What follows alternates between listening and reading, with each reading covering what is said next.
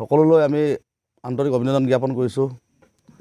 আজি ধেমাজি জিলাৰ একমাত্ৰ বাচি থকা বনাঞ্চল বৰকাৰণ্য পবা তিনিমাইল ঘাটত আমি জোনাই ডিজিটেল মিডিয়া এছ'চিয়েশ্যনৰ প্ৰথম কাৰ্যনিৰ্বাহক সভা অনুষ্ঠিত কৰিছিলোঁ। আৰু ইয়াত অনুষ্ঠিত কৰাৰ আমাৰ এটা মূল উদ্দেশ্য, যিহেতু ধেমাজি জিলাত চৰকাৰী কাগজ পত্ৰ মতে মুঠ 9খন বনাঞ্চল আৰু এখন কবু নামে প্ৰস্তাৱিত বনাঞ্চল আছে, যদিও একমাত্ৰ পবাখনে বাচি আছে। গতিকে এই বৰষাৰণত পবাক অতি শীঘ্ৰে ৰাষ্ট্ৰীয় অভয়াৰণ্য হিচাপে ঘোষণা কৰি ইয়াক সুৰক্ষাৰ ব্যৱস্থা কৰিব লাগে। যিহেতু পবা এখন সাধাৰণ বনাঞ্চল নহয়, ই জৈৱ বৈচিত্ৰ্যৰ ভঁৰাল, জোনাই মুকংচেৰেক অঞ্চলৰ বহু ইতিহাসৰ সাক্ষী। আৰু বৰষাৰণত পবা থাকিলে জোনাই বাচিব। যদিও আজি গৰাখহনীয়া বেদখলৰ ফলত ইয়াৰ অস্তিত্ব বিপদাপন্ন হৈ পৰিছে আৰু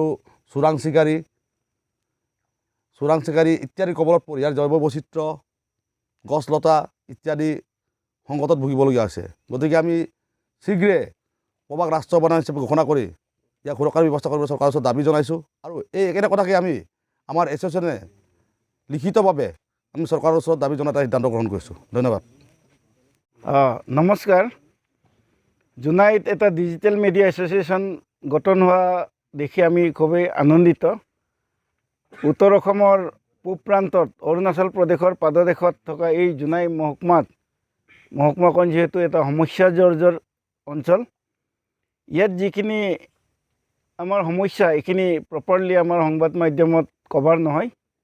এইখিনি লুপ হ'ল জোৰা মাৰিবৰ অৰ্থে আজি বিভিন্ন ৱেব মিডিয়াবিলাক গঠন হৈছে আৰু প্ৰপাৰলি এটা প্লেটফৰ্মত সমবেত হৈছে।